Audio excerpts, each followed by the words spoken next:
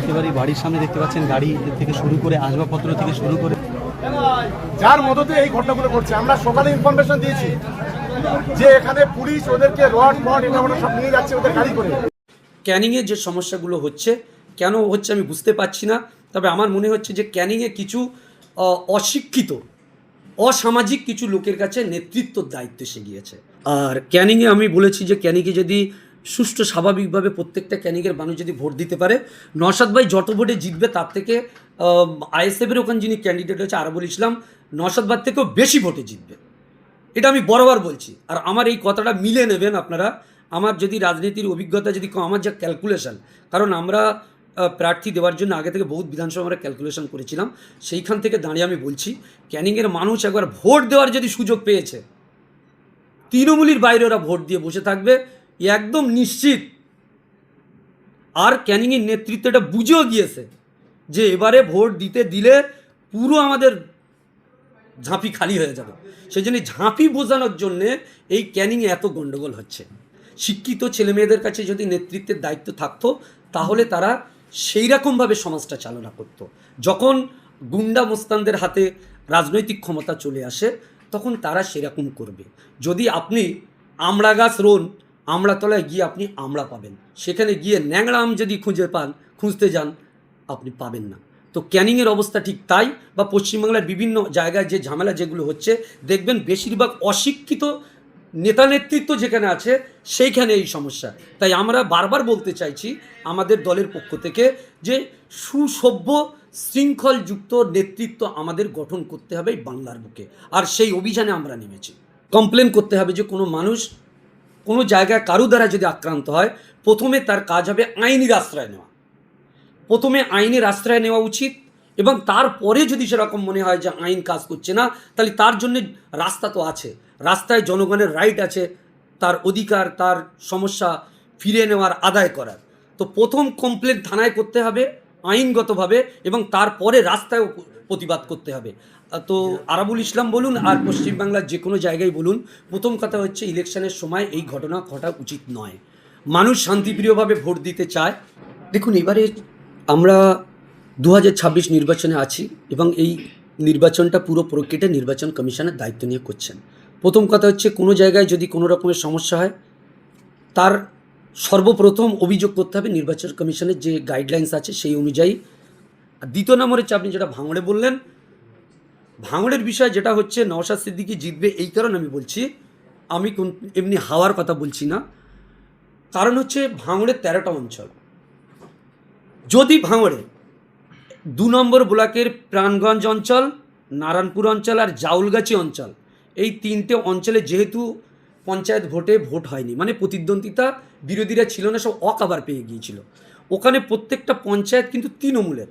যদি ওখানে ভোট হয়, মানুষ যদি ভোট দিতে পেরেছে, ভোট যদি লুট না করতে পারে, তাহলে এখানে অ্যাকশানসে নওশাদ সিদ্দিকী যত ভোটে জিতেছিল আগের বারে তার থেকে বেশি ভোটে এবারে জিতবে বলে এটা আমার ধারণা।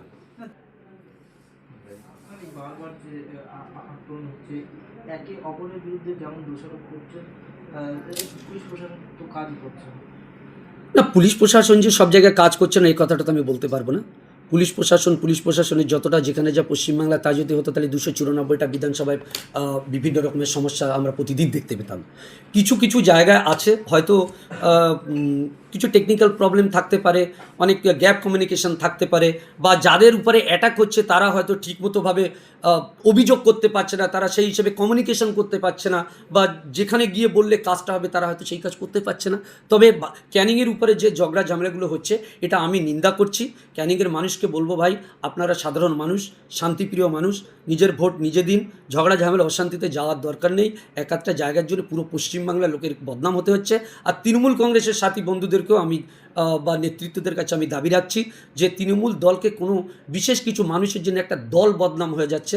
অতএব যারা দায়িত্ব সম্পন্ন জায়গা আছে তাদের উচিত হচ্ছে যে এই বিশৃঙ্খল পরিস্থিতি যাতে না হয়, এবারে সুষ্ঠু স্বাভাবিকভাবে 2026 ইলেকশনটা হয় তার জন্য সকলের ধ্যান রাখতে হবে। নওশাদ সিদ্দিকীকে হারানোর জন্য ভাঙড়ে বিশাল বড় একটা প্ল্যান চলছে, তার কারণ আমরা দেখলাম যে কিছুদিন আগে শওকত মোল্লা বিজেপি প্রার্থীর সঙ্গে তিনি সৌজন্য সাক্ষাৎ করলেন। গতকালকে দেখলাম ক্যানিং পূর্বের AJUP দলে হুমায়ুন কবিরের দলের প্রার্থী তিনিও শওকত মোল্লার হাত ধরে কার্যত যোগ দিলেন। কি মনে করছেন? দেখুন, প্রথম কথা হচ্ছে আপনি যেহেতু ভাঙড়ের বিষয় বলেছেন, ফার্স্ট আপনাকে বুঝতে হবে যে এই আম জনতা পার্টির যে প্রার্থী তার রাজনৈতিক ব্যাকগ্রাউন্ডটা কী। সে আগে কিন্তু তার ব্যাকগ্রাউন্ড যদি আপনি খুঁজতে যান দেখবেন যে তিনি নিজেই একজন তৃণমূলের কর্মী থাকবেন।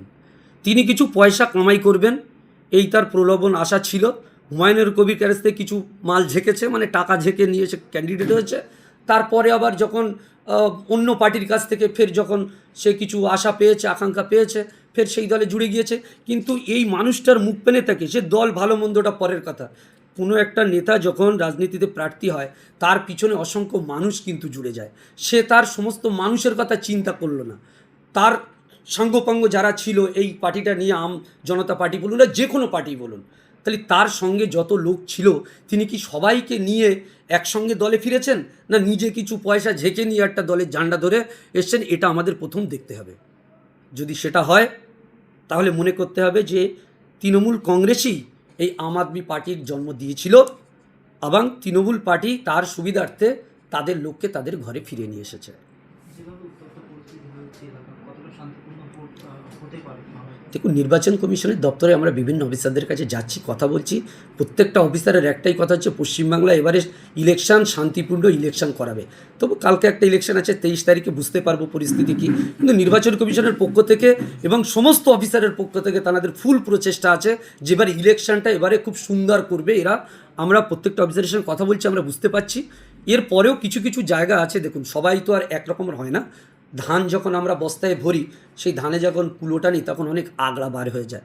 তো সেটা আপনি পুলিশ ডিপার্টমেন্ট বলুন আর নেতা বলুন আর যে সমস্ত কর্মস্থলে বলুন, কিছু আগড়া থাকে। তো হতে পারে যে পুলিশ প্রশাসনের ভিতরে কিছু আগড়া থাকতে পারে, যারা নিজেদের ব্যক্তি স্বার্থের জন্য হয়তো নেতাদের সঙ্গে সমঝোতাও করে করছে, সেই জন্য কিছু কিছু জায়গায় সমস্যা হচ্ছে। কিন্তু ম্যাক্সিমাম জায়গায় বস্তার ভিতরে এবারে পুলিশ প্রশাসন ভালো কাজ করছে আর ধান এবারে ভালো ফলবে।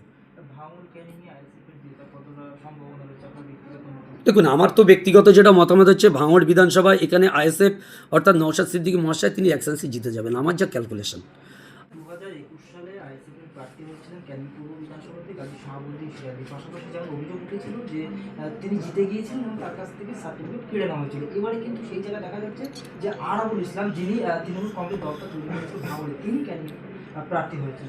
দেখুন, আগেরবারে 2021 সালে যে নির্বাচন হয়েছিল সেই সময় নির্বাচনের আমরা লাস্ট রেজাল্টটা দেখব যে কে জিতেছে আর কে হেরেছে।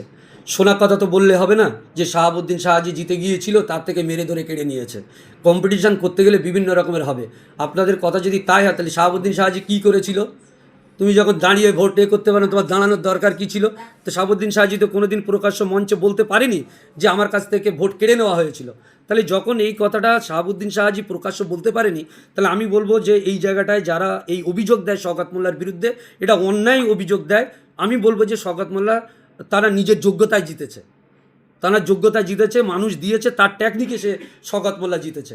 আর যদি মনে হয় যে শওকত মোল্লার কাছ থেকে কেড়ে নিয়েছে, শাহাবুদ্দিন শাহাজির স্টেটমেন্ট দিতে হবে, তাহলে তখন আমরা বলতে পারবো যে শওকত মোল্লা জোর করে কেড়ে নিয়েছে। তাহলে একটা মানুষের নামে, তিনি পশ্চিমবাংলার একজন সম্মানীয় বিধায়ক, তার এগেনস্ট থেকে এই এলিগেশন লাগানোর পক্ষে আমি কোনো মতেই নয়।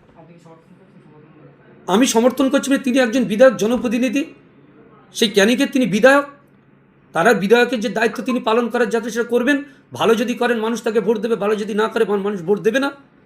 এ নিয়ে তো কোনো আমার কাউকে সমর্থনও করে না, কারণ বিরোধও করে না। কিন্তু যেটা সত্যতা সেটা আমাকে বলতে হবে। আমাকে তো বলতে হবে যে শওকত মোল্লা বিধায়ক, তিনি সার্টিফিকেট পেয়েছেন, তো আমি শওকত মোল্লাকে বিধায়ক বলবো।